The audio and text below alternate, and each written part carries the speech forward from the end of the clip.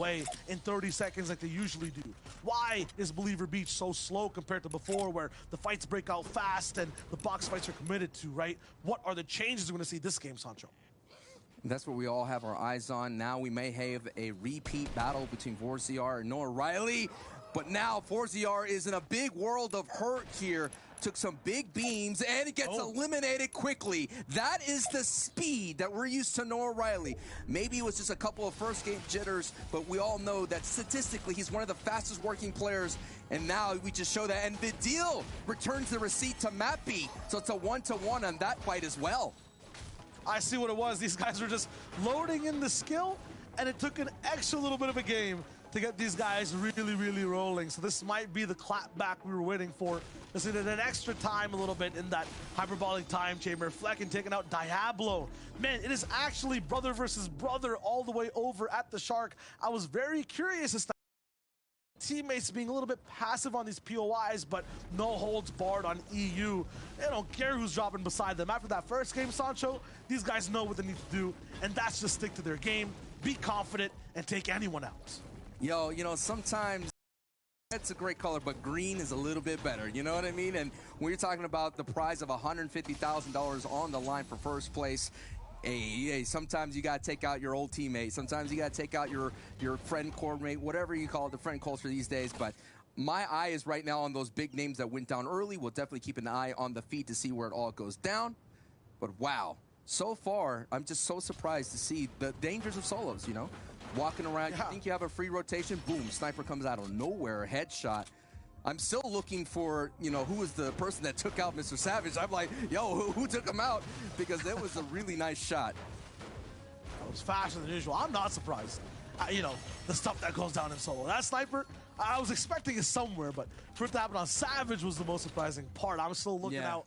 And, you know, more flabbergasted of the fact that there's 4, almost 5 people making it off spawn from Believer Beach. Every single game is going to be looking like now.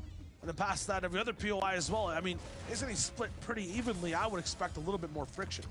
One of the things I was surprised in is it feels like every FNCS, every set lobby, there's always a traffic zone, a high contested, maybe someone out there in the highway closed down a lane, right? And so far, coming from the northeast down to the south, there were so many solo players on that. We had like 10 to 12 coming down that rotation, and that's what happened to Savage. He was making his way down that rotation. He was in front of that lead, that pack, and then he gets sniped. So we got to keep an eye on that. I remember so many ones of all down south, down there in the slurp area with the Russians, right? They had so much problems getting out of that rotation, making their way towards center. You saw in the wedge between Weeping Woods and Slurp Factory being a hotbed for so much action here as Mr. Savage is making his rotation to the Dinky Ditch, and this is where Anas is, so Anas is already left, so Savage, knowing that, is going to be able to vulture and maybe find anything that he could find. Maybe the scraps could maybe lead him to a great run here today. I was going to just top metal right there. The deal in a fight with Clement. That's a very hard shot to hit too. He actually gets it down while reloading and editing at the same time. 1-4 kind of separating them, and yeah, I would expect Clement to actually go down. Is that a boat firing missiles? It is. And it ruins Clement's chances at control and having a base. I'm expecting a big pump shot here from Vidil. He hits it once. Can he get it twice to round out and finish this fight? Wow. There it is. Clement not even on his screen. He's throwing his mouse off the desk to hit that one. That was a big shot, and Irazumi's the one to help out with the third party from far away. That was about a flick that went all the way across full screen, and that is the tracking that Vidil has here. Irazumi, who's also landing here in the aftermath, sending in those shots, and Vidil says, hey man, I remember that, and gave him a 22 tag for his troubles, and I just got received word there in the last match, it was Mosh that sniped Mr. Savage, so we'll now keep an eye on that going forward. Noah Riley here, who's been very active here in Believer Beach, and this is what he's known for. This is his strat. That is his Storm Sword strategy. And Blueback picks up Andalex there in the feed. So another big name going down early. I think this is what's going to happen all day. You know, big names are going to go down early, but this is the ride of solos. All you need is 2.5 matches here. So even though the fans of Savage, the fans of Benji are worried about their favorite players, don't worry, they still have time to work with.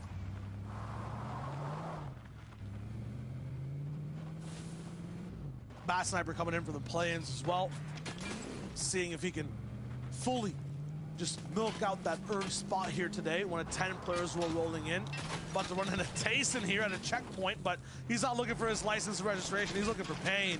So Bat Sniper's like, all right, I'll go off-road for it instead. Stop now. The vehicle is completely out of service. Bat Sniper was not expecting to run out of free rotation this quickly. He's basically stranded on the side of the road, and there is no pickup truck that's coming to save him now, Sancho. He has to run on his feet. He's actually getting his car stolen.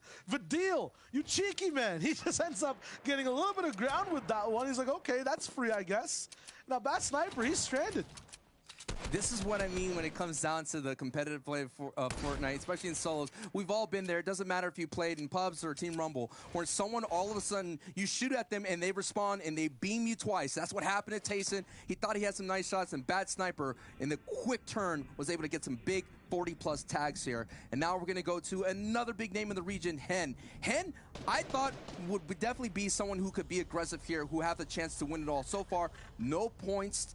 But I just know, he's usually landing at Misty Meadows. We've seen this man win at NA East Solo Cash Cup, right? This is someone that thrives in solos, and if you look at his average placements in the FNCS solos and Solo Invitational, it's superbly like top 10 material here. So far, Hen is one of those names as well that I'm expecting to do, but it all depends on if he could just get away from Jules. Jules has been that person that he kind of slowed down Andalix during the FNCS trio, so that's not an easy name to take out as well.